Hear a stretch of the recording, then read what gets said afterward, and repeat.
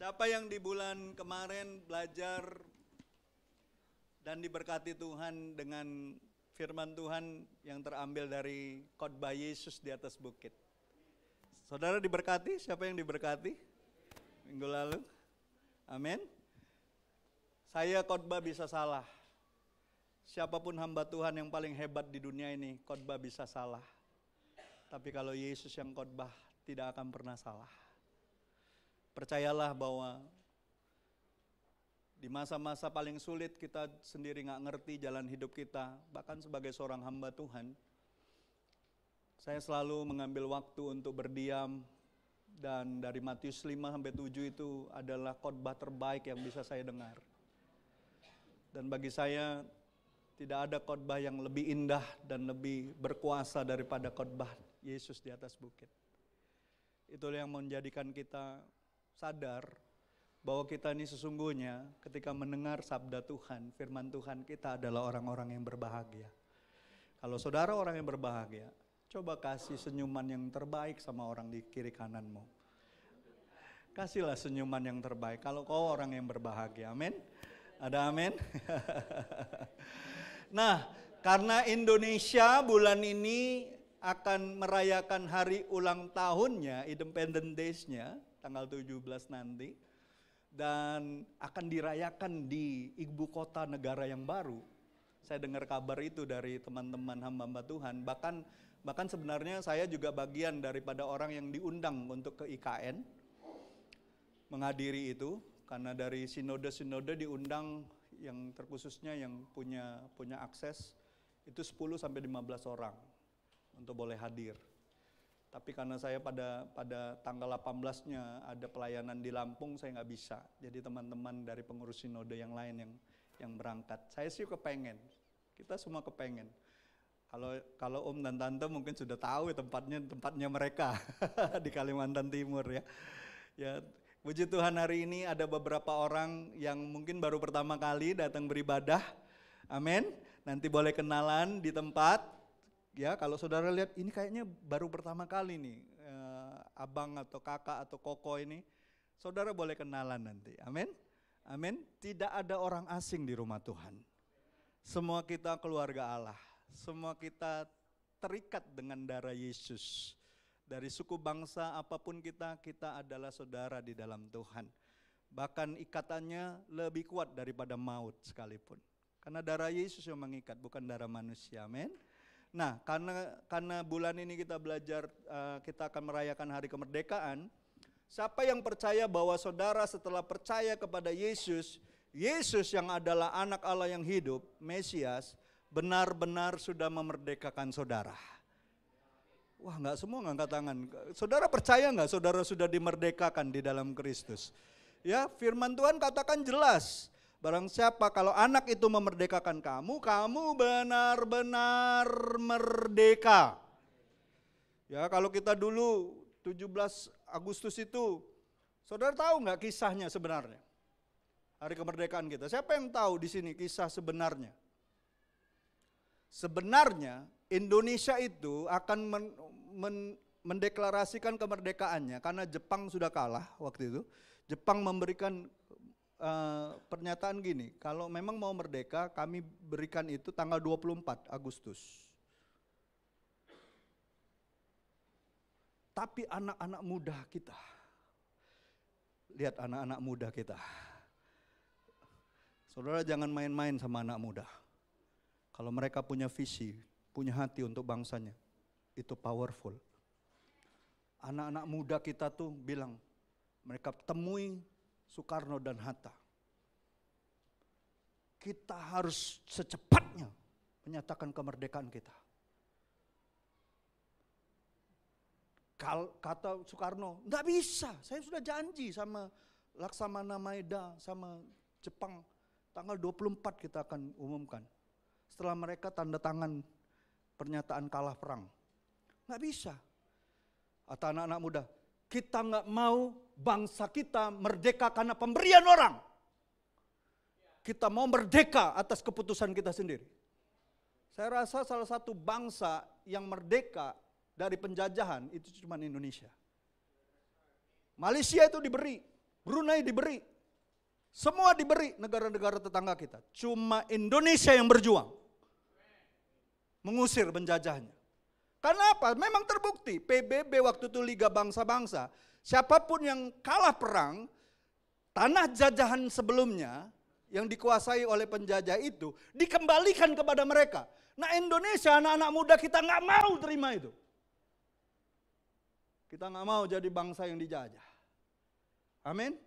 Kalau kamu nggak mau mengumandangkan kemerdekaannya, kami culik kau. Kutandai kau, kata orang Medan. Diculik saudaraku. Rangkas Dengkok itu diculik tanggal 16 itu. Disuruh proklamasikan di Rangkas Dengkok. Cuman 7 orang yang nyulik. Tapi Soekarno terharu. Soekarno dan Hatta terharu. Setelah itu dipaksa untuk mendeklarasikan, Soekarno-Hatta bilang gini, Soekarno terutama, apa yang dilakukan hari ini tidak sah. Karena cuma 7 orang yang menyaksikannya. Besok kita akan umumkan lagi. Di hadapan lebih banyak orang dan disiarkan melalui radio RRI.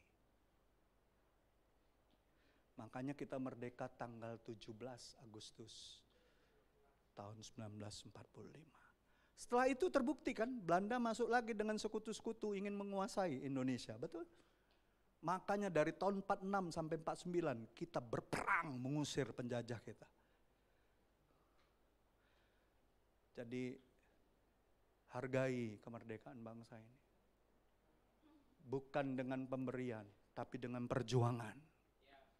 Amin. Kita berjuang, bangsa ini berjuang. Kita harus hargai. Jangan sembrono kita mengisi kemerdekaan bangsa ini. Ingat, ada anak-anak muda di tahun 45 itu menyerahkan jiwa raganya untuk bangsa ini. Dan saya percaya, anak-anak muda sekarang seharusnya tidak memiliki mental tempe, mental tahu, mental stroberi. Katanya generasi Z itu mentalnya stroberi. Tidak, saudara adalah generasi emas. Tahun 45 dan 2045 nanti 100 tahun Indonesia merdeka, seharusnya kita jadi bangsa yang besar. Sudah diprediksi oleh bangsa-bangsa lain bahwa Indonesia akan jadi 5 negara dengan ekonomi terkuat di dunia. Saudara, kita harus imani. Sumber daya apa yang kita nggak punya? You name it. Apa yang kita nggak punya? Kita punya semuanya. Tapi kita harus punya hikmat Tuhan untuk mengelola semua sumber daya ini. Tentunya untuk kemuliaan Tuhan. Tentunya bangsa ini harus jadi berkat bagi bangsa-bangsa. Amin. Kita nggak pernah jajah-jajah, kita nggak pernah nyerang negara lain. Kita merdeka karena perjuangan kita mengusir penjajah kita. Jadi jangan lagi mau dijajah oleh siapapun dan oleh apapun. Amin. Saudara sudah tahu, apalagi kita sudah orang percaya, kita sudah dimerdekakan oleh Kristus. Jangan mau lagi diperbudak oleh apapun. Amin. Nah, yang paling sulit itu sebenarnya ya, proses Tuhan dalam mempertahankan kemerdekaan. Mempertahankan kemerdekaan dan mengisinya itu sama sulitnya, bahkan lebih sulit daripada memperjuangkannya.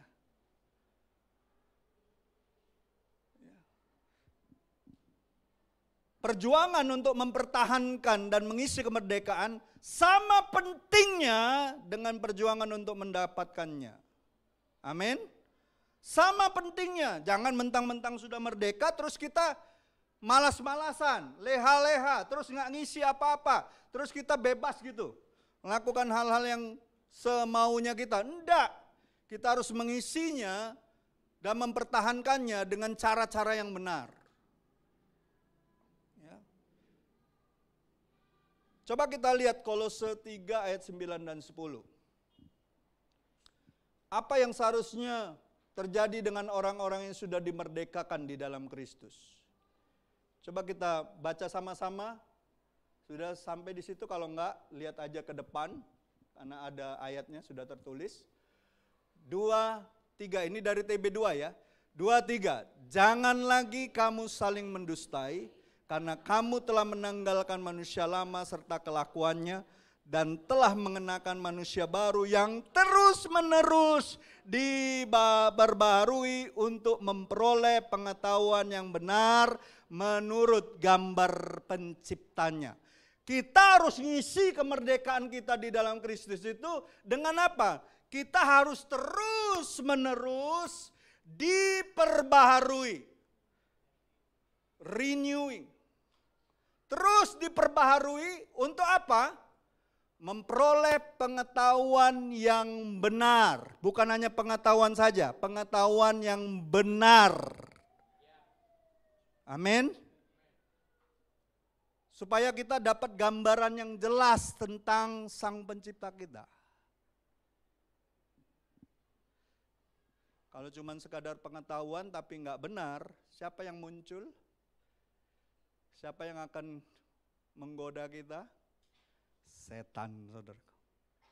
Dari sejak semula, setan akan muncul ketika manusia mendekati pohon buah pengetahuan. Hati-hati. Makanya lebih sulit orang yang terlalu banyak pengetahuannya menerima pengenalan akan Tuhan. Karena apa? Di sininya selalu bermain. Dia nggak buka hatinya untuk menerima firman Tuhan dengan hati yang lemah lembut, mau diajar. Ingat, berbahagialah orang yang lemah lembut, karena mereka akan mewarisi bumi. Betul? Lemah lembut berbicara orang meekness heart itu orang yang mau diajar, mau dibentuk, mau dinasehati, mau menerima apa yang benar. Bukan dengan kebenarannya sendiri, tapi dari kebenaran Allah.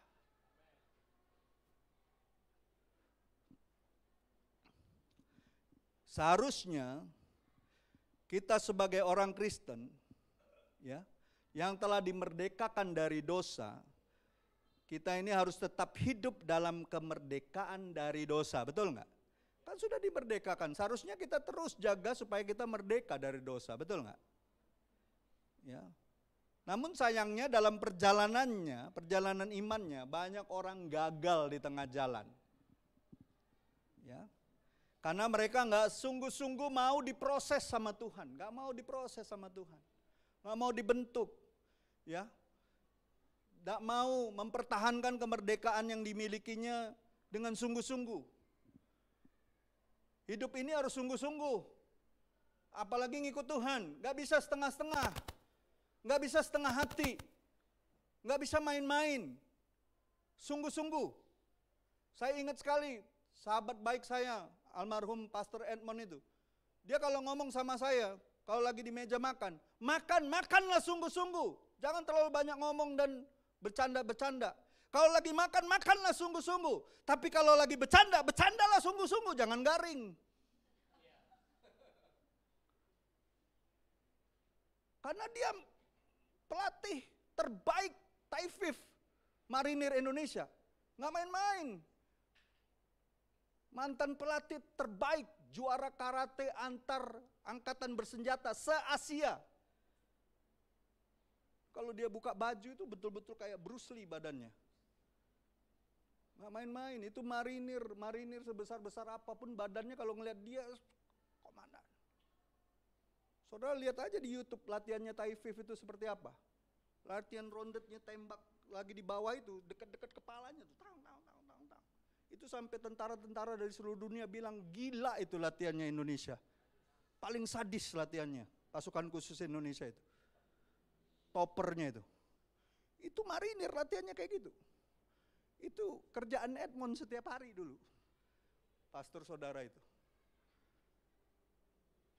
Dia bilang hidup ini, apalagi sejak kita ngikut Tuhan, gak bisa main-main.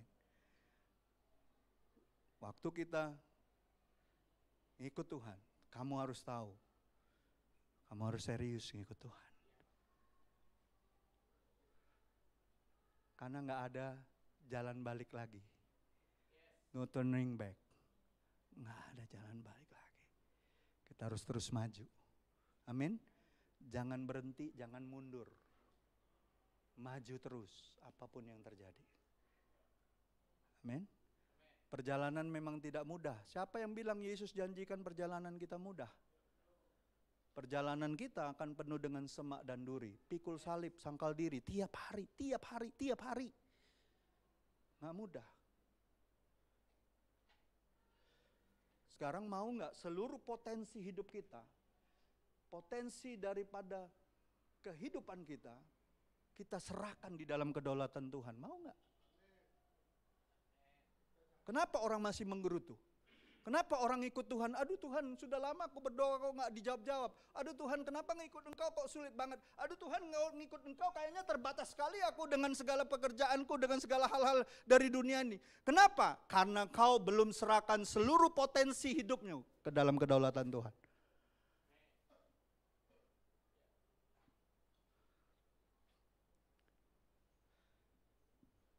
Ingat nggak cerita seorang Samaria yang baik hati? Kita nggak review soal apa yang dia lakukan. Tapi lihat orang Lewi lewat, apa yang dia buat? Cuma lihat dari jauh.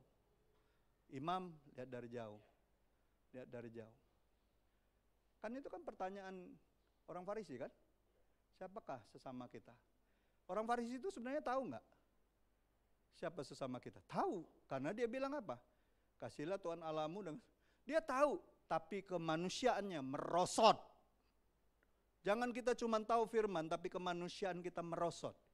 Makanya itu yang dibilang Rasul Paulus, pada akhir zaman banyak orang, ya, keadaan manusia itu menjadi sulit. Kenapa? Pada kelihatannya mereka beribadah, tapi hakikatnya mereka menyangkali kuasa Tuhan. Artinya apa? Kemanusiaannya merosot.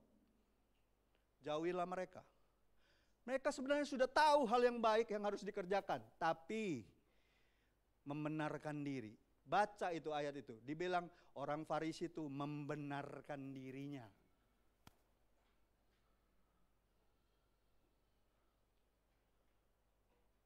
Makanya Tuhan bilang, ada orang Samaria.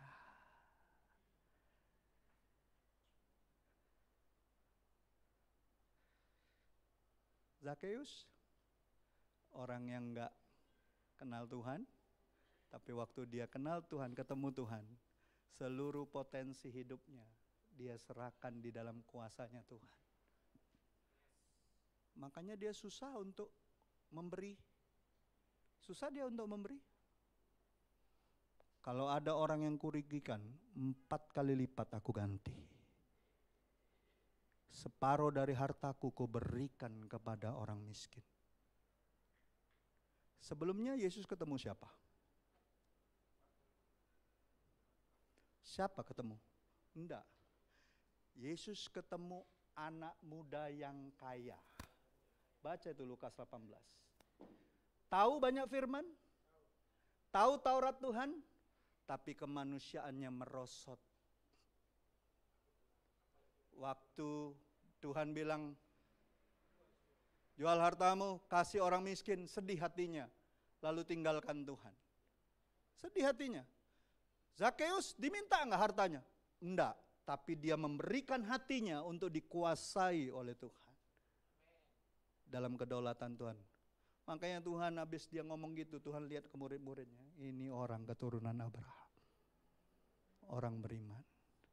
Saya percaya orang yang dikuasai seluruh potensinya oleh Tuhan. Tidak akan pernah kesulitan untuk memberi yang terbaik bagi Tuhan. Wah, nggak semua bilang amin.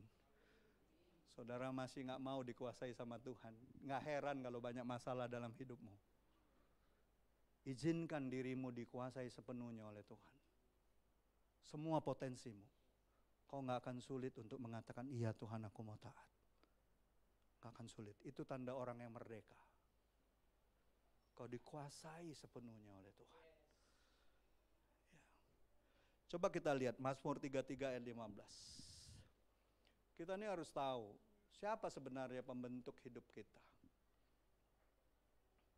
Dari awal kan yang bentuk kita itu kan Tuhan. Kenapa kita mau melakukan hal-hal yang lain di luar Tuhan? Padahal pembentuk kita adalah Tuhan. Seharusnya kita memancarkan kemuliaan Tuhan, betul nggak? Diciptakan serupa dengan gambaran Tuhan. Kita baca sama-sama, 2, 3. Dia yang membentuk hati mereka sekalian, yang memperhatikan segala pekerjaan mereka. Amin. Semua anak Tuhan seharusnya ya mengalami proses pembentukan hati dan pikiran dari Tuhan setelah mereka dimerdekakan dari dosanya. Tujuannya adalah untuk memiliki hati dan pikiran seperti pikirannya Kristus. Setuju? Kalau pikiran kita pikirannya Kristus, maka tidak heran kita akan dipenuhi kasih dan kebenaran. Kenapa kita masih sering dikuasai oleh kekecewaan, kemarahan, ya, keinginan-keinginan di luar dari kebenaran? Karena kita nggak menyerahkan pikiran kita, diproses terus oleh Tuhan. Ya, Rasul Paulus katakan apa? Berubahlah dalam pembaruan akal budimu setiap hari. Diperbarui. Supaya apa? Supaya kita dipenuhi kasih dan kebenarannya Tuhan. Jadi Bapak Ibu, coba kita lihat di ayat yang lain. Filipi 2 ayat 5 katakan ini, hendaklah kamu dalam hidupmu bersama menaruh pikiran dan perasaan yang terdapat juga dalam Kristus Yesus. Apa sih pikiran Kristus Yesus itu? Ya. Alkitab menuliskan bahwa proses pembentukan hati dan pikiran manusia itu, yang tadinya kotor, yang tadinya kacau, yang tadinya dipenuhi dosa, orang kalau hidup dalam dosa pikirannya kacau nggak? Iya kacau. Karena hakikat manusia berdosa itu chaos, kekacauan yang terjadi dalam pikirannya. Makanya perlu terus kita menaruh hati dan pikiran kita supaya dibersihkan di dalam Kristus. Nah, untuk dibersihkan di dalam Kristus ini, itu yang membuat kita menderita dan tidak nyaman karena kita daging. Karena kita ini natur, kita ini dosa. Nggak nyaman kita. Ada yang sini nyaman kalau disuruh ngampunin musuhmu. Apalagi kalau sudah ditipu uangnya. Para pebisnis. Nyaman nggak? Nggak nyaman, saya percaya nggak nyaman. Nggak ada langsung ujuk-ujuk seneng gitu. Yang ada perasaannya bergejolak, ingin balas. Aku belum puas kalau belum kubalas, itu kan sifat manusia, betul nggak?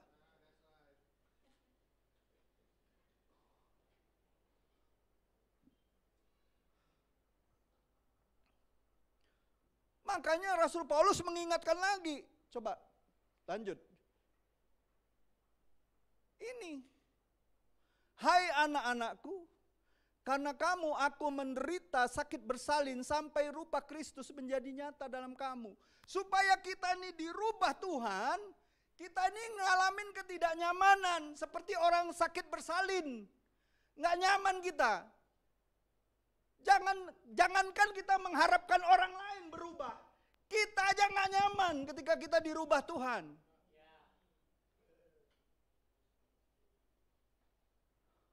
Apalagi hubungan suami istri. Nggak nyaman. Tapi itulah prosesnya Tuhan. Siapa yang mau diproses Tuhan? Mau diproses Tuhan? Sampai rupa Kristus menjadi nyata. Nggak nyaman. Kalau saudara mau jadi orang Kristen yang nyaman, salah pilih keyakinan. Kekristenan mengajarkan kita hal-hal yang tidak nyaman. Tapi kita harus percaya ada rasa aman di dalam Tuhan. Amin. Ada rasa aman. Karena kita tahu segala sesuatu Tuhan izinkan terjadi untuk mendatangkan kebaikan. Tuhan tidak pernah rancangan kecelakaan, amin. Bukan rancangan pencederaan. Ya. Bagaimana proses Tuhan membentuk hati dan pikiran kita? Nah, kita harus tahu prosesnya bagaimana. Ya kan? Jangan cuma tahu firman-Nya, prosesnya gimana sih sebenarnya? Yang pertama, itu lewat pimpinan Roh Kudus. Makanya penting sekali orang Kristen sadar dirinya dipenuhi Roh Kudus.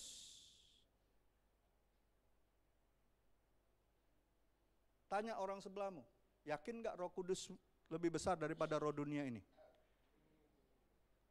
Tanya, 1 Yohanes 4 ayat 4, yakin gak Roh Kudus lebih besar kuasanya dalam hidupmu daripada roh dunia ini? Jangan-jangan roh dunia ini seringkali mengintimidasimu.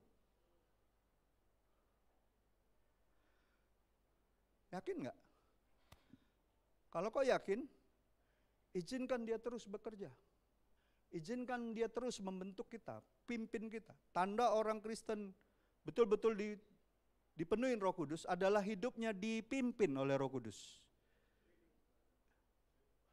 Dipimpin. Ya. Yohanes 16 ayat 13 katakan apa? Tetapi apabila ia datang, yaitu Roh kebenaran, ia akan apa? Pertama, memimpin. Memimpin apa? Memimpin kita. Kemana? Ke dalam keseluruhan kebenaran. Kita belajar teologi, kita belajar mendalami firman Tuhan. Bagus nggak? Bagus, penting. Tapi yang bisa bawa kita kepada keseluruhan kebenaran itu hanya Roh Kudus.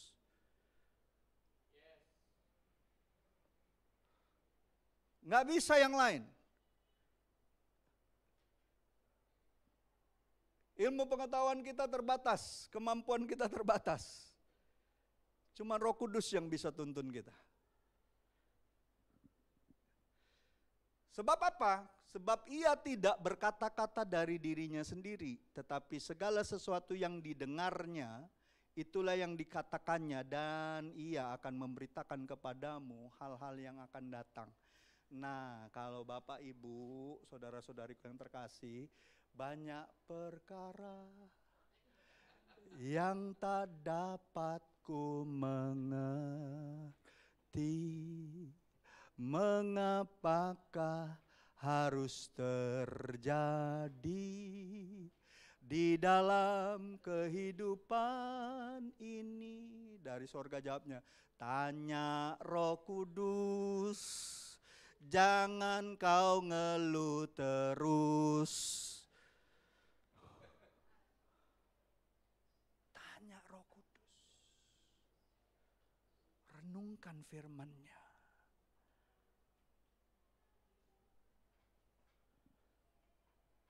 Bisa nggak minta nasihat sama pemimpin kita? Bisa. Bisa nggak minta nasihat sama hamba-hamba Tuhan? Tapi siapa yang paling benar, paling tepat akan memberi petunjuk? Roh Kudus. Pemimpin kita bisa salah.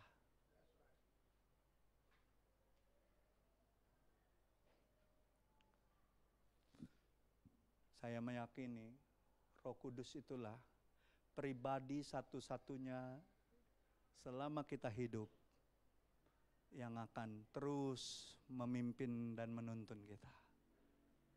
Bapa di sorga, Yesus duduk di sebelah kanan Allah Bapa. Siapa yang diutus untuk kita sampai akhir zaman? Roh Kudus. Jangan sepelekan dia. Jangan anggap enteng. Libatkan dia di dalam segala keputusan kita. Libatkan. Minta dia pimpin kita. Ya. 14 ayat 26 katakan apa? Tetapi penghibur, yaitu Roh Kudus, akan diutus oleh Bapa dalam namaku, dialah yang akan mengajarkan segala sesuatu. Jadi Roh Kudus itu bisa ngajar apa? Segala sesuatu, bukan hanya perkara-perkara yang rohani saja. Hal-hal untuk bisnis, untuk pekerjaan kita, untuk sekolah kita, Roh Kudus bisa ajarin kita. Ya tapi jangan juga kalau mau milih baju, mau pergi kemana, Roh Kudus tunjuk yang mana bajunya, enggak kayak gitu lagi. Itu pilihan kita, betul. Semua dilibatin dia, kata Roh, itu pilihanmu. Nanti kalau Roh Kudus yang pilih, baju putih terus loh. Mau pergi ke sorga terus.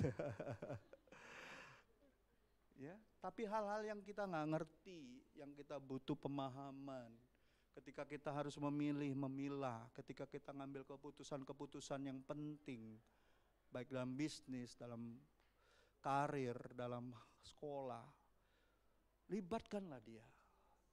Dia senang dilibatkan. Jangan diabaikan, apalagi dipadamkan, jangan. Libatkan.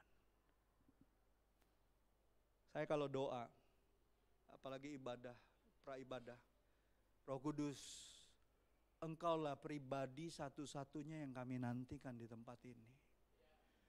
Bagi saya, kehadiran kita semua tidak terlalu lebih penting daripada Roh Kudus. Kehadiran dia jauh lebih penting.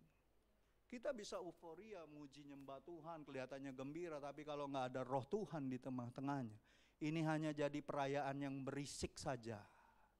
Maaf ngomong, berisik saja.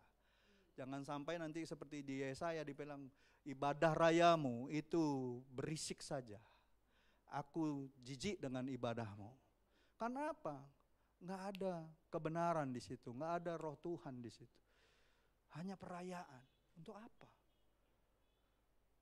Untuk apa? Nggak beda dengan sosial club. Untuk apa? Di atas segala alat musik, pujian yang bagus, ya kita butuh semua ini. Tapi kehadiran Roh Kudus jauh lebih penting. Amin. Libatkan dia. Libatkan. Ya. Jadi Bapak Ibu, saudara-saudariku yang terkasih, itu yang pertama. Kalau kita mau diproses Tuhan dalam kemerdekaan kita di dalam Kristus, libatkan Roh Kudus terus setiap hari. Ya, libatkan dia. Percayalah, kita akan jadi pribadi-pribadi yang berbeda.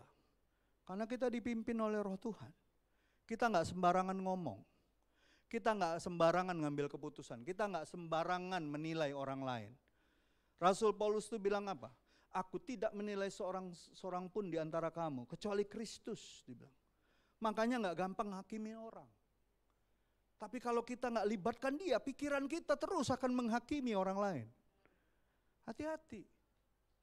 Hati-hati. Pikiran kita ini jahat loh. Hati kita ini jahat sebenarnya. Kalau nggak dikuasai oleh Roh Kudus, jahat kita ini.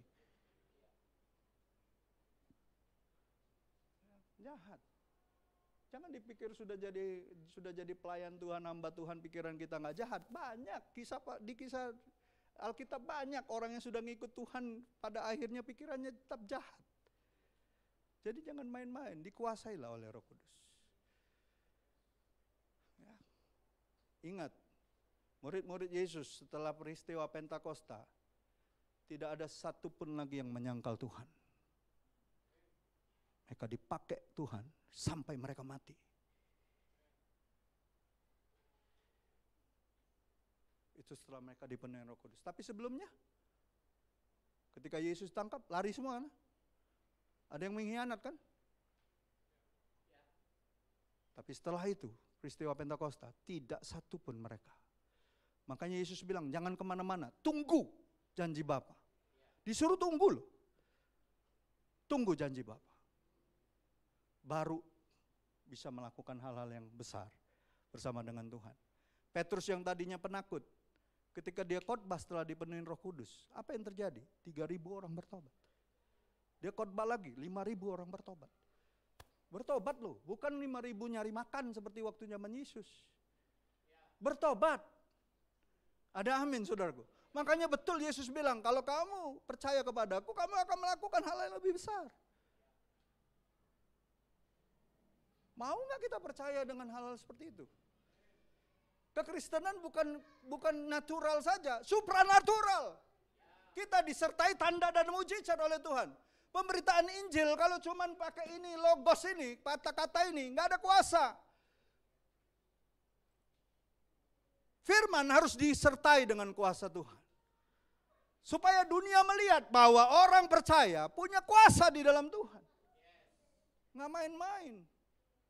Kalau mau pergi sampai ke ujung-ujung bumi, ke bangsa-bangsa, apakah seluruh bangsa-bangsa aman-aman saja? Tidak, dibutuhkan kuasa Tuhan menyertai kita waktu kita memberitakan Injil. Kita harus siap dengan segala tantangannya, betul nggak? Nggak main-main. Ya. Kita aja ke Papua, pertama kali ke Papua, ke satu pulau kecil. Kita pikir apa ya di pinggir pantai itu? Orang-orang itu sudah pakai baju perang semua, pakai panah. Wah gawat kita bilang. Mau sampai ke pantai ini dipanah orang kita. Itu dokter-dokter pada sembunyi semua itu. Dokter-dokter yang mengadakan pengobatan gratis, pengobatan di situ, pada ketakutan semua. Ini gimana pastor? Ini gimana pastor? Ini mereka sudah di pantai itu pakai panah semua. Ya kita kan nggak tahu itu orang mau ngapain kan? Kita nggak dikasih tahu. Ternyata itu acara adatnya mereka. Nyambut tamu. Dulu katanya, konon dulu, misionaris masuk ke situ, itu beneran dipanah. Misionaris pertama kali masuk Papua lebih banyak yang mati daripada yang bertobat. Lebih banyak orang yang mati misionarisnya daripada orang yang Papuanya yang bertobat. Kuburannya banyak di situ. Kalau saudara pernah ke Mansinam situ, di pulau itu, lebih banyak kuburan misionarisnya. Jadi gak main-main. Orang yang betul-betul memberitakan kabar baik sampai ke suku-suku itu, mereka harus dipimpin oleh Tuhan, karena mereka harus siap dengan perkara-perkara seperti itu. Kita yang ecak-ecaknya baik itulah takut. Baru yang ecak-ecaknya, sudah sembunyi semua. Ecak-ecak terlepas dia, cang.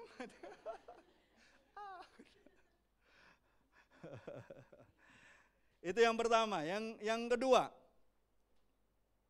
bagaimana proses Tuhan membentuk hati dan pikiran kita? Yang kedua, membersihkan hati dan pikiran kita lewat firman Tuhan. Yohanes 15 ayat 3 katakan, kamu memang sudah bersih. Sekali lagi saya katakan, kamu memang sudah bersih.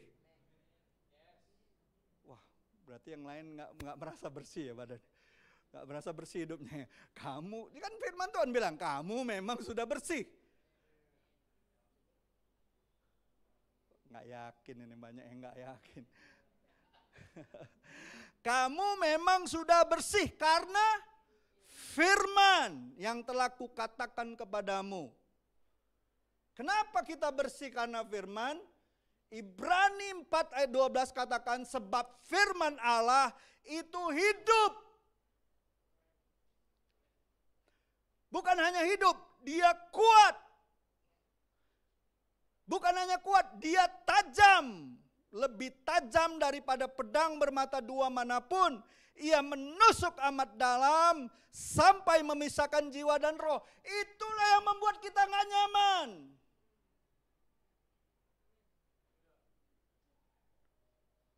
Kalau saudara baca firman kayak gak ngerasa apa-apa, ada yang salah dengan hatimu. Kalau kau baca firman, rasa tertempelak, rasa ditusuk hati kita, rasanya gak nyaman, Tuhan ingatkan hal-hal yang salah dalam hidup kita.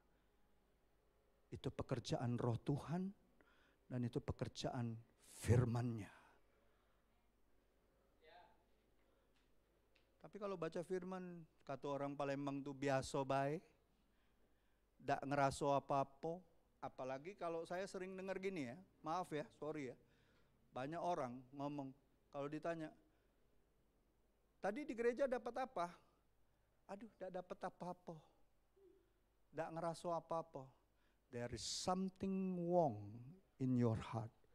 Something wrong. Chinese say something more.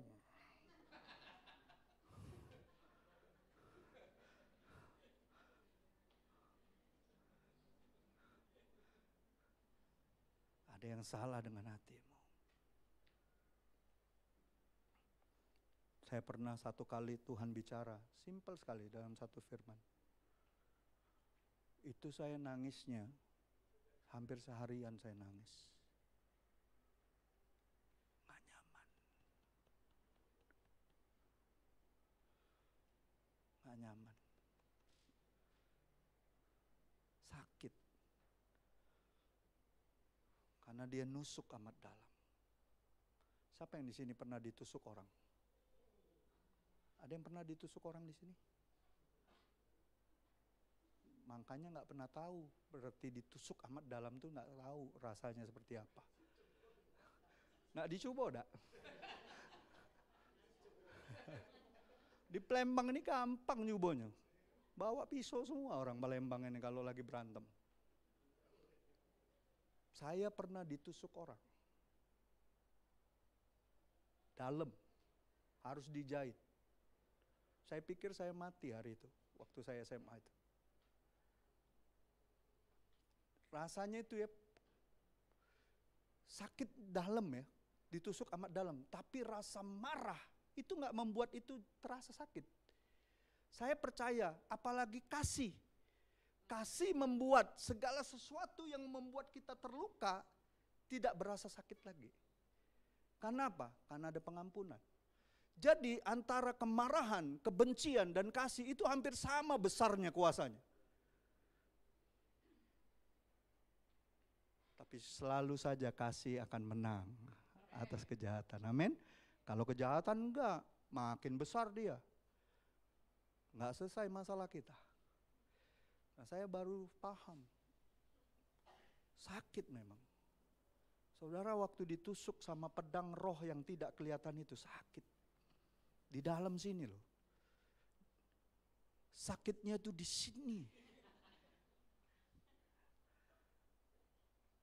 Tapi itu membuat kita sehat. Amin. Ada hal yang jahat, yang kotor, kanker jiwa dan roh kita, kanker rohani kita dipotong sama Tuhan. Yang mungkin sudah bertahun-tahun kita simpen dan orang lain gak tahu. Gak gampang. Dia sanggup memisahkan jiwa dan roh, sendi-sendi dan sumsum. Ia sanggup membedakan pertimbangan dan pikiran hati kita. Amin. Jadi firman Tuhan itu membersihkan jauh ke dalam pikiran dan hati manusia yang paling dalam, yang bahkan tidak terselami oleh diri kita sendiri. Siapa yang pernah waktu melakukan sesuatu, saudara pada akhirnya ngomong kayak gini, kenapa kok aku melakukan hal yang bodoh ini ya? Saudara gak ngerti kenapa, padahal kita sudah tahu kebenaran. Kenapa saya masih lakukan ini? Itulah kita butuh firman untuk memotongnya. Amin. Ya. Yang ketiga, apa proses Tuhan untuk membuat kita berubah dan terus mempertahankan kemerdekaan kita di dalam Kristus? Itu lewat orang-orang sekitar kita. Lihat orang-orang sekitarmu. Mereka penting loh untuk hidupmu.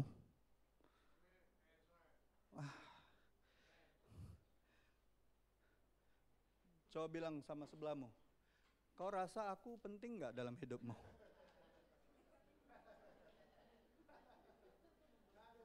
Kalau nggak penting ya udah kita jangan jauh-jauh kau. Saudara, Tuhan tempatkan siapapun di sekitarmu tujuannya untuk memproses engkau di dalam Dia. Bukan untuk melemahkanmu. Amsal 27:17 katakan besi menajamkan besi. Orang menajamkan sesamanya. Kalau besi saling gesek itu jadi tajam dia. Nah, kita ini perlu orang yang berbeda dari kita supaya pikiran kita jadi tajam. Supaya pikiran kita tuh jadi terbuka. Ternyata nggak cuma pikiran kita saja yang perlu kita renungkan atau perlukan kita pikirkan. Ada orang lain yang punya sudut pandang yang berbeda. Berbeda kan tidak harus selalu jadi masalah. Justru memperkaya kita. Kecuali itu pandangan yang salah. Kita perlu tegur, luruskan. Tapi kalau berbeda. Saya tanya nih, saya sama Alfian nonton sepak bola nih. Ya, dia di tribun hore-hore. Tribun yang masuknya rebut-rebutan, kadang nggak pakai karcis. Terus saya di tribun VIP nontonnya. Misal. Padahal saya dulu juga mengenjat pagar kalau nonton. Waktu muda dulu. Nonton, satu peristiwa gol. Cerita dia dengan cerita saya bisa beda nggak? Itu peristiwa gol bisa beda dari sudut pandang dia dengan saya, beda pasti. Kecuali dia bilang, itu peristiwa gol, dia bilang, tidak gol itu pastor. Nah gila kau nih.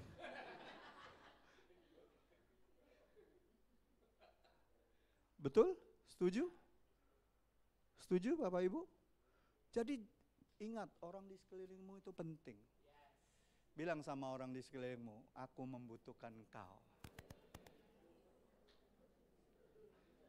Untuk aku jadi tajam.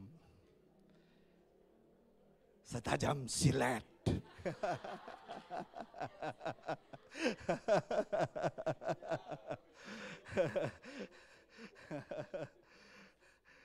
Ya. Lihat, Rasul Paulus bilang apa? Orang-orang di sekitar kita itu penting supaya untuk apa? Lanjut. Ayat lanjutnya. Kita cepat saja. Karena itu, nasihatilah seorang akan yang lain dan saling membangunlah kamu seperti yang memang kamu lakukan.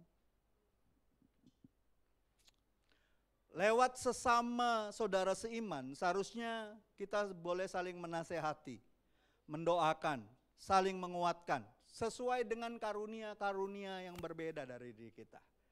Amin. Saling menasehati. Jangan sungkan untuk bertanya. Ingat, orang tua kita dulu bilang apa? Malu bertanya. Malu bertanya. Hari ini saya rubah itu.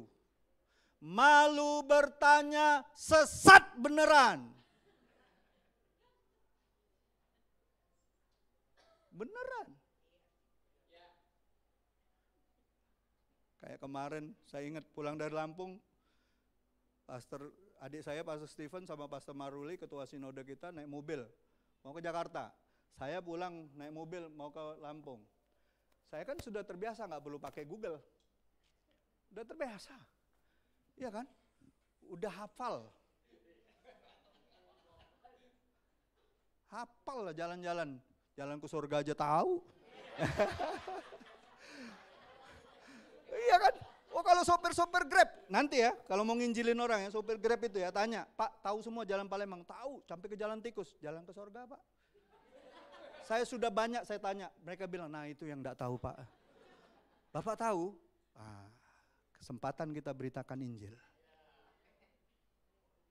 Oh iya, saya kemana aja, di Medan juga saya lakukan itu.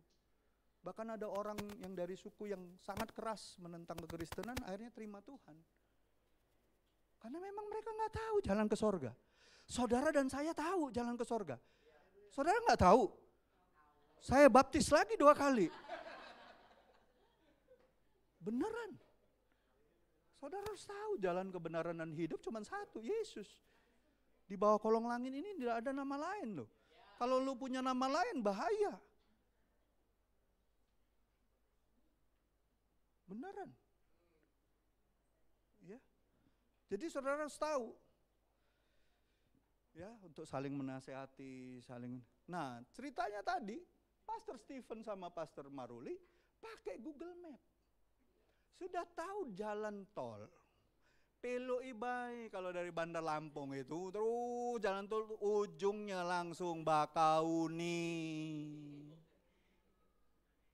Ngikutin Google. Mbah Google itu penyesatannya banyak. Budi ke dia. Disuruh keluar, cus dari jalan tol, nyasar kemana-mana.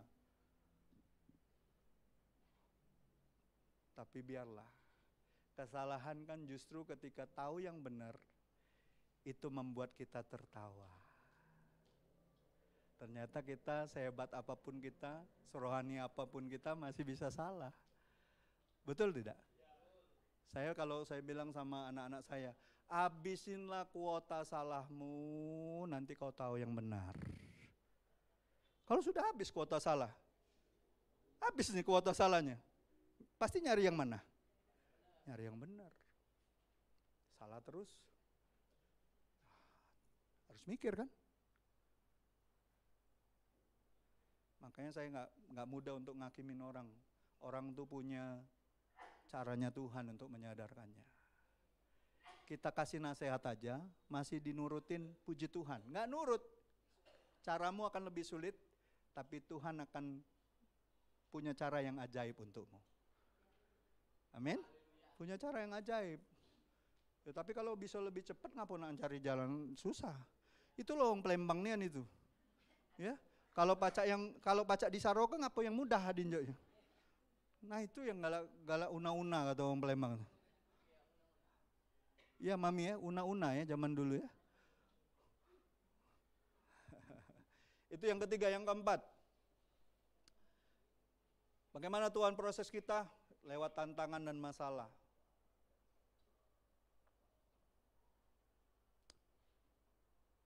Siapa yang masih punya banyak masalah? Oh setengah tangan semua nih. Antara iyo sama ida. Siapa yang masih punya banyak tantangan dalam hidup? Siapa yang percaya tantanganmu punya jalan keluar? Iya dong. 1 Korintus. Katakan apa? 1 Korintus 10 ayat 13. Pencobaan yang kamu alami ialah pencobaan biasa saja. Biasa baik. Yang tidak melebihi kekuatan manusia. Tapi siapa tadi yang masih banyak masalah? Angkat tangan yang masih banyak masalah. Sebelahnya coba tanya, kau masih manusia bukan? Kalau lah berubah jadi alien atau jadi anak jin, kalau dia masih manusia, itu loh dibilang sama Tuhan. Pencobaannya biasa. Sebab Allah apa? Yang penting tuh ayat selanjutnya. Sebab Allah setia. Dan karena itu ia tidak akan membiarkan kamu dicobai melampaui kekuatanmu. Pada waktu kamu dicobai, ia akan memberikan kepadamu, garis bawahi, jalan keluar. Sehingga apa? Kamu dapat menanggungnya.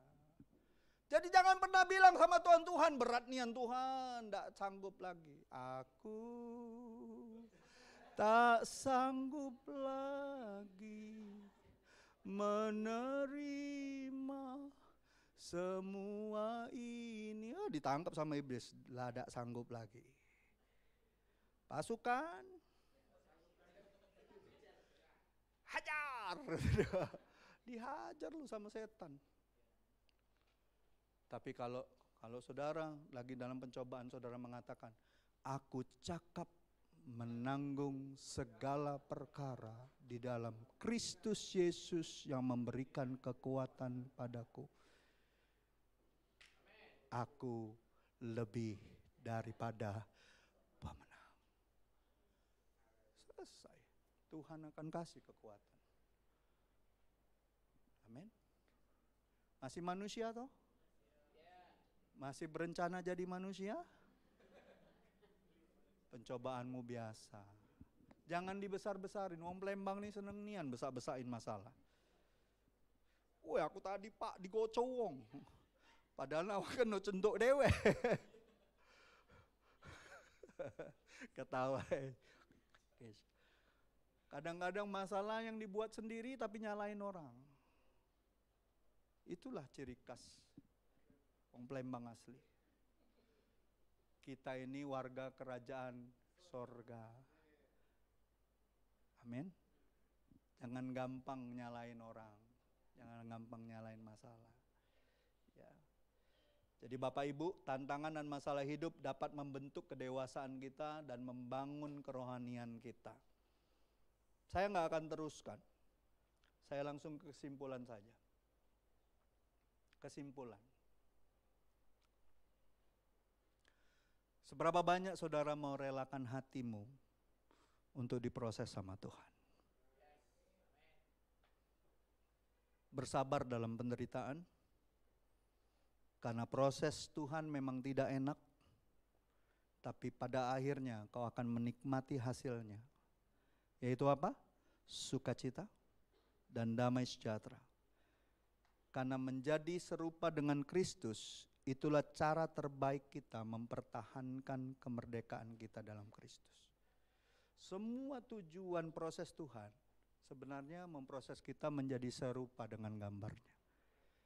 Nggak ada yang lain. Bukan supaya kita tangguh, supaya kita gini, gitu. Enggak, supaya jadi serupa dengan Kristus. Kita masih manusia yang lemah, punya keterbatasan. Tapi Tuhan mau kita disempurnakan setiap hari. Amin. Ada amin Bapak Ibu?